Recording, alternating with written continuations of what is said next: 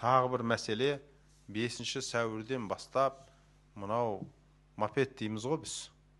Соларға тіркеуді және жүргізуші құқығын қажет ететін заң күшіне енеді. Жалпы өздеріңіз білесіздер, осы мопед мінгендердің көбі, кейбіреуі кәмелетке толмаған жас балалар, өте көп жол жүру ережесін бұзады. Бұлар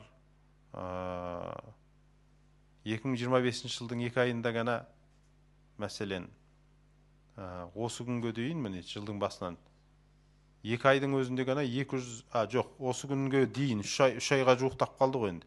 263 әкімшілік құқық бұзушы анықталған, бұзушылық мопед жүргізушілердің тарапынан.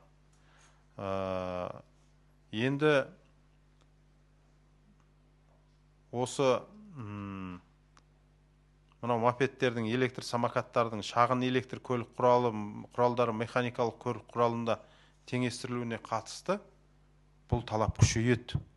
Бұл әкімшілік айыппұл күшейеді.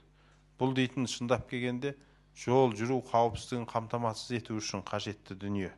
Мен осы сіздер арқылы осы мопед жүргізушілеріне біріншіден оны басқаратын тұлғаның А1 санатты басқару құқы болу керек екенін, және екіншіден осы мопедтердің тіркелуі қажет екендігін айтқым келеді.